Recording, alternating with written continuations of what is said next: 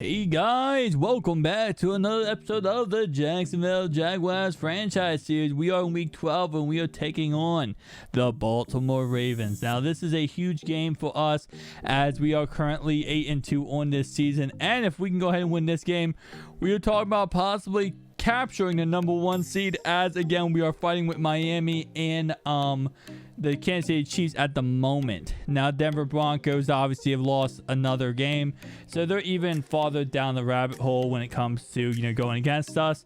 But every one of these games counts immensely. Now we also do go ahead and play Miami Dolphins later on in this season, so that should help us out a lot. But this is a team in Baltimore Ravens that we honestly always have issues with, and I'll be honest, this is a team I would love to knock out of the playoffs. If we could knock this team out of the playoffs, I would be delighted to knock the Baltimore Ravens out of the playoffs. First off, they give us struggle every single time we play them. Second off, they're a really good team, but at the same time, they're the team that stopped us from getting Super Bowl last year. So if we beat them today, because currently they're 5-5, if we beat them today, we could possibly be talking about Baltimore not making the playoffs, which is kind of something that, it's weird to say. I'm not trying to be the scaredy cat here, guys. I'm not trying to be like the little baby boy. We can't beat Baltimore. Knock them out of the playoffs. But it is a good team. It's a well-coached team. It's a really good led team by an amazing quarterback in Lamar Jackson. They have an amazing run game and amazing defense. It's one of those teams where if we don't have to play them, I wouldn't mind not playing them. I think we could beat any other team in the NFL, as we have shown throughout this year. Is no team has given us a fit other than the 49ers, one off game against the Titans, and then obviously this team right here is probably going to give us an issue, as right there they do go ahead and run the ball with Lamar again and again and again. And this is the biggest issue with playing Lamar Jackson, is you can't just commit to stopping the offense by stopping the run. They will run with Lamar 14, 15, 16 times a game. They do not care. And I honestly don't know how Lamar Jackson isn't injured in any of these franchises, as he will get more carries, I feel like, than most of the running backs in these games. And it's crazy to say, but yeah, it's how they run their offense. And not only that, another reason why I hate playing them is because look at how much time they ran off the clock in this first drive. This has been one drive, guys, and this video is shorter for a reason. Every time I play Baltimore, it's always like a 9-10 minute video, because they run the whole clock off. I mean, right here, they're going to go ahead and run a touchdown, as for some reason our defense was not, keeping an eye out for Lamar Jackson. But it's like, this is why these videos are so much short against the Ravens, is because they're running the ball and they just run the clock. They eat the clock and they control time possession. And good luck on Baltimore's point of view, as right here we do complete the ball down the field.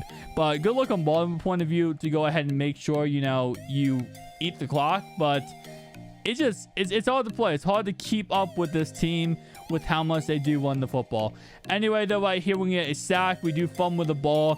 I don't know what happened there. My right tackle and my running back actually did not block, but it doesn't matter. The next play later, Chark is going to go ahead and run a touchdown here. Now, before halftime, they do end up going ahead and getting a field goal, so they tied it up 10-10 at halftime. Lamar Jackson has Truz activated, so that means he cannot fumble in result of a tackle, and the only way we can get rid of this Truz is if we sack him. And to be honest, I don't know if it's possible to sack Lamar Jackson. It's really hard to do, especially because of the fact he's going to outrun my whole entire defense. I think the only guy who's going to keep up with him on defensive line wise is probably Aaron Donald, and that even isn't saying too much. So again, it's just absolutely difficult to play this team, and every time we play them, I feel like they always give us a fit. They always give us that crazy game.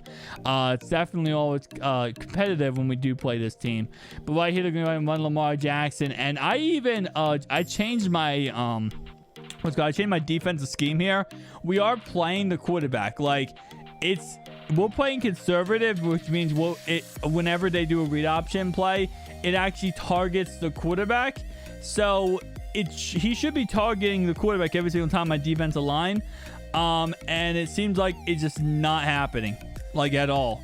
And I don't know if the defensive line kind of just doesn't want to target the quarterback because they're scared of trying to go against Lamar Jackson, and I don't blame them because Lamar is an absolute goon to go against. But Man, I see why real NFL teams hate playing the Ravens, hate playing us, because this is frustrating, man. You don't know who to commit to, and it's different than any other quarterback you play in the NFL. As right here with Rashad Bateman, just absolutely pushes every defender off of him for a touchdown.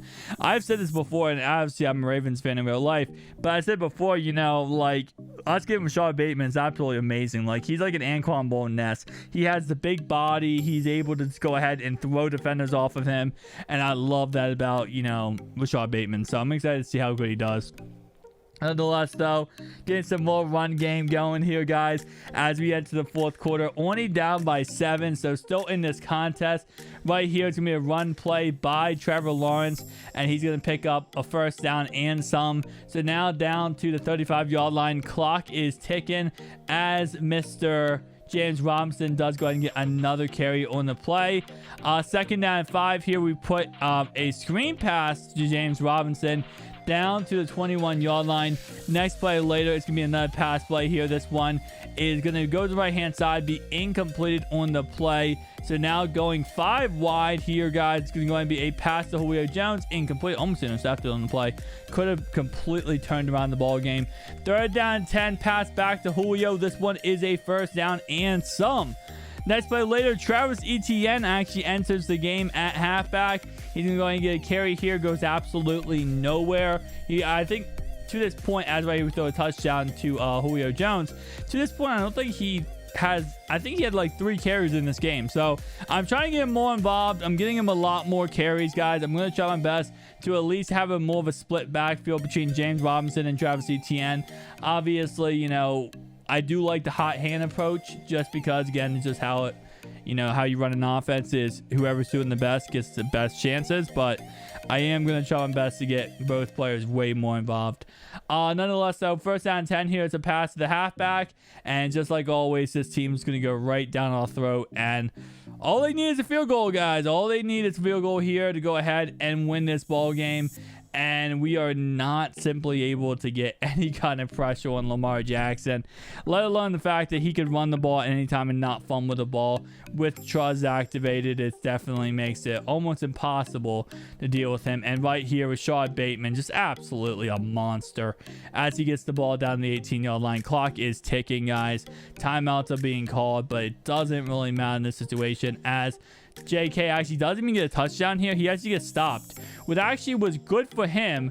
By him getting stopped there, he's able to run more clock off. So he actually ended up getting, it worked out for the Ravens here to go ahead and get stopped right there, because he runs more clock off and he still gets in the next play later, so it doesn't really matter. And we are now down by 7 with literally 18 to play. So not looking too well for the Ravens here, as right here it's going to be a pass play down the field. It's called a completion on the field, but obviously that's way out of bounds, so there's no way that's a completion. Next play later, we try to go deep here, and Deshaun Elliott picks us off, and that's going to do it. We lost our 3rd game of the season. It's definitely not a game we wanted to lose. It's a game, you know, looking at everything and how everything is going in this, you know, seeding. We already won the division, and the Colts actually lost again, so we kind of certified that we officially won the division.